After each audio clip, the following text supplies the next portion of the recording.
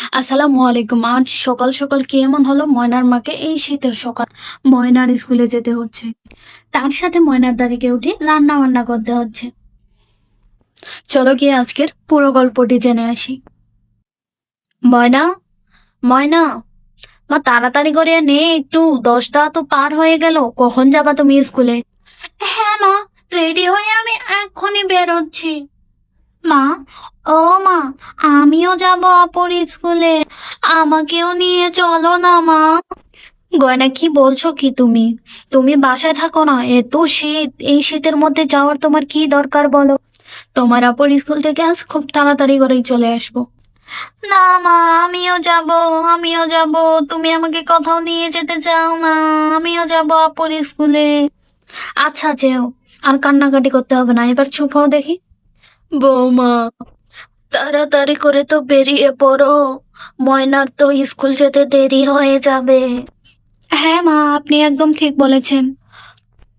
আজকে সকাল সকাল উঠে রান্না বান্না করতে চাইলাম, কিন্তু এত শীত পড়েছে, সকাল যে কখন হয়েছে আমি তো টেরই পাইনি।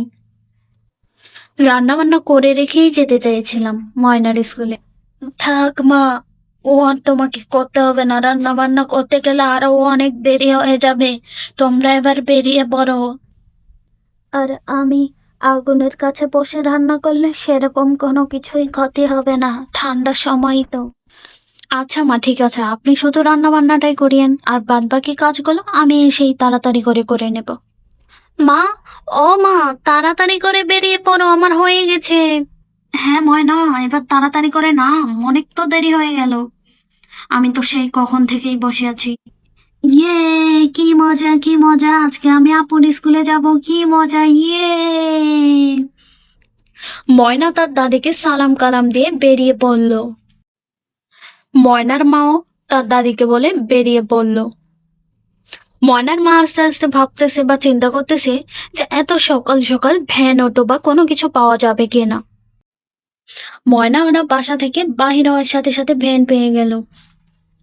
ওয়াও মা, ভ্যানের মধ্যে যেতে আমার খুবই ভালো লাগছে। ওয়াও, আর এই প্রথম আমি আপুর স্কুলে যাব, আমার তো খুব ভালো লাগছে। দেখেছো না, ভ্যানের মধ্যে কত বাতাস, তোমাকে তো বাসায় থাকতে বললাম, তুমি তো শুনলাই না। আরে মা, আমি তো মাঝখানে বসছি, ওই জন্য তো আমার বাতাসই লাগছে না। আমি বুঝতেই পারতেছি না, শীত শীত লাগছে। আসলে বাচ্চাদের যখন আনন্দ লাগে তখন তাদের শীত বা ঠান্ডা কোনোটাই লাগে না, কিংবা গরমও লাগে না।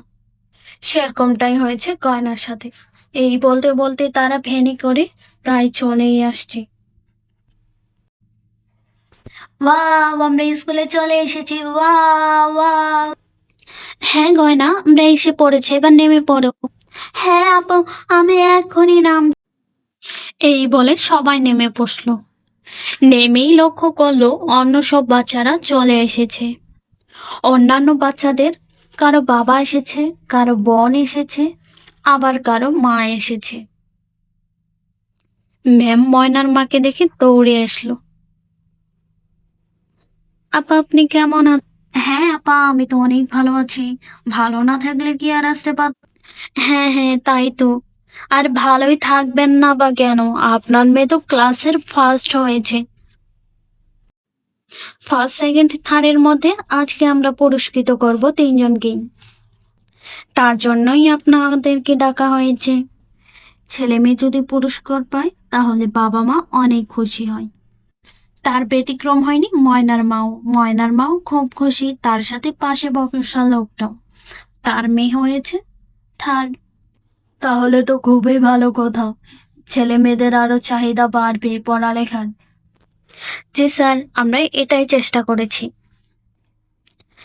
গার্ডিয়ানদের সাথে কথাবার্তা বলে ম্যাম রুমে চলে গেল। বসেন। হ্যালো বাচ্চারা, আমি এখন তোমাদেরকে কিছু বল। তোমরা তো স্কুল বন্ধ হওয়ার পরে অনেকে অনেক কিছু করেছো, আবার মনোযোগ দিয়ে পড়ালেখা শুরু করবা। গল্প করতে করতেই ম্যাম লক্ষ্য করলো সব বাচ্চাদের লক্ষ্য এই বইগুলোর উপর, নতুন বই। সবাই মনে হচ্ছে বই পাওয়ার জন্য অধৈর্য হয়ে গেছে, বইগুলো দিয়েই দিয়ে আগে। সব বাচ্চারা বই পেয়ে খুবই খুশি। বাচ্চারা এদিকে তাকাও, বইগুলো একটু পরে দেখি। স্কুল বন্ধ থাকাতে যে যাই করছো করছো, এখন বই হাতে পাওয়ার পরে কিন্তু আবার পড়ালেখা শুরু করে দিবা। এই শুনে সব বাচ্চারা ইয়েস ম্যাম বলে উঠলো। আরো অন্যান্য কিছু বোঝাতে লাগ। এইদিকে ময়নার বোন গয়না, মা, ও মা, আপুর ক্লাসে দেখেছো ওগুলো কিসের ছবি মা? ওগুলো কেন টানানো আছে? ওগুলো তো কবিদের ছবি মা। আচ্ছা মা, কবি মানে কি? যারা নাটক, কবিতা, গল্প লিখে তাদেরকে কবি বলে। ও, নাটক কবিতাই বা কি? ও তোমাকে বুঝতে হবে না, বড় হলে ঠিক বুঝে যাবা।